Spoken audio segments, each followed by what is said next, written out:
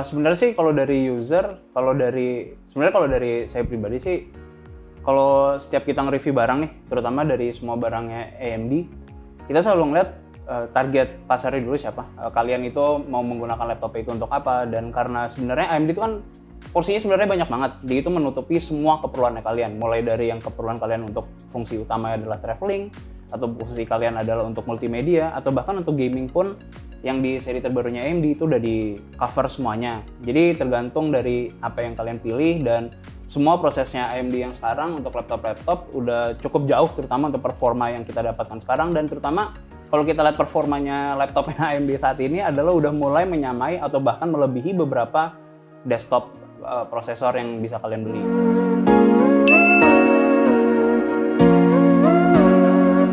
Sebenarnya lompatan ini cukup jauh ya. Jadi sebenarnya terutama buat orang awam mungkin ngelihatnya sebagai ini cuma prosesor baru atau seri terbaru. Tapi yang harus dipahami adalah loncatan dari generasi sebelumnya dengan yang sekarang itu sangat jauh dan berkali-kali lipat dari yang kita pernah bayangkan terjadi di laptop gitu.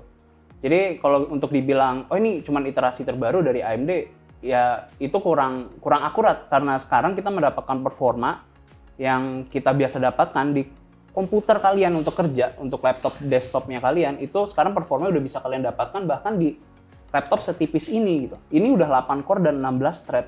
Sedangkan itu nggak pernah kita bayangkan malah untuk mendapatkan performa seperti ini di laptop sekecil ini, seenteng ini, dengan efisiensi yang tinggi ini juga. Ini baterainya bisa lebih dari 10 jam. Jadi kita nggak pernah membayangkan itu pernah terjadi. Jadi itu yang selalu si William juga bilang kalau punya laptop seperti ini adalah godsend banget. Iya. Sesuatu yang kayak kalau tahun lalu lu ngomong ke gue juga belum percaya gitu. Iya kan, maksudnya kayak pada saat kita misalnya harus pergi kemana, kita harus syuting, kita nggak pernah kepikiran kita bisa mengelarkan editing atau lu mengelarkan editing nggak perlu sampai pagi.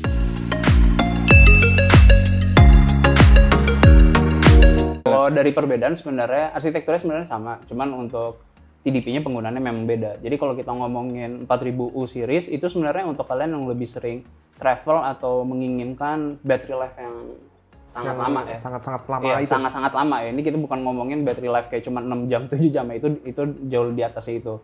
Tapi kalau misalnya dari TDP-nya itu memang cuma 15 watt. Nah, sedangkan untuk yang H series itu mungkin lebih digunakan buat kalian para professionals yang akan menggunakan laptopnya itu untuk waktu rendering yang lebih lama, atau kalian mengerjakannya untuk proses yang lebih berat, terutama untuk menggunakan pekerjaan profesional seperti misalnya rendering dengan animasi, bukan perspektif doang.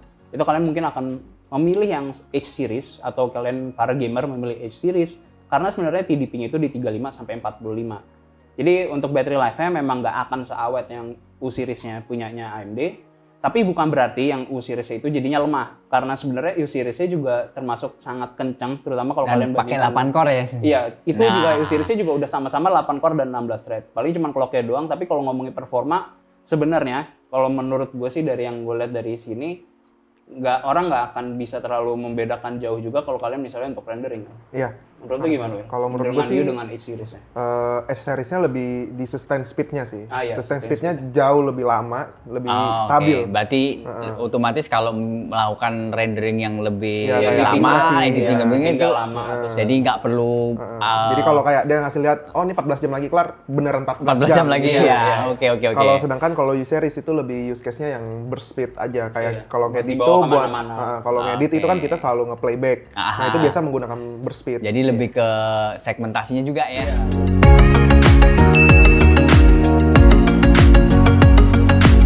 Sebenarnya sih first impression adalah nggak percaya dengan apa yang AMD tawarkan ya. Terutama dia bilang ini adalah laptop 8 core dan 16 thread di form factor sekecil ini dan setipis ini, dan ini cukup enteng ya sebenarnya.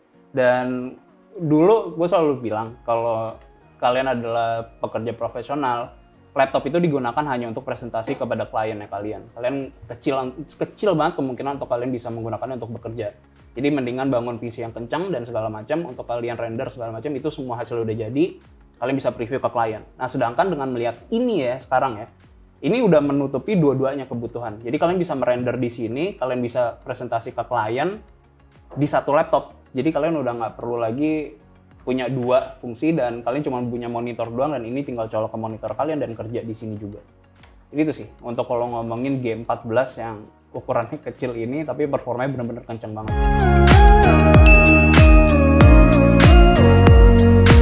Sebenarnya sih cocok aja ya Athlon ya, karena dari pilihan opsi laptopnya juga sebenarnya cukup tipis, cukup ringan. Jadi kalau ngeliat dari postur atau dari bentuk laptopnya memang untuk anak sekolah tuh cocok, dan nggak cuma anak sekolah doang, selama kalian itu mengerjakannya hanya untuk keperluan dokumen dan light editing atau paling edit foto juga masih aman menggunakannya. Jadi kalau kalian masih bekerja di bidang itu, harusnya sih kalian masih aman dengan menggunakan produknya AMD yang menggunakan Athlon. Lagi pula dengan harga dan budgetnya itu masih sangat-sangat masuk akal untuk mendapatkan performa dan battery life sih tentunya cukup bisa.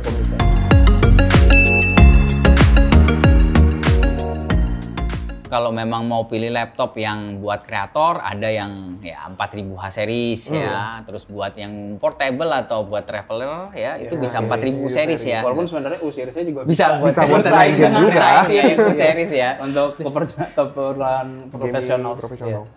Tapi memang yang 4000H kalau dilihat itu lebih memang mengakomodasi dengan gamer ya istilahnya, karena memang dipadukan dengan kartu grafis ya dari apa istilahnya add-on ya kan.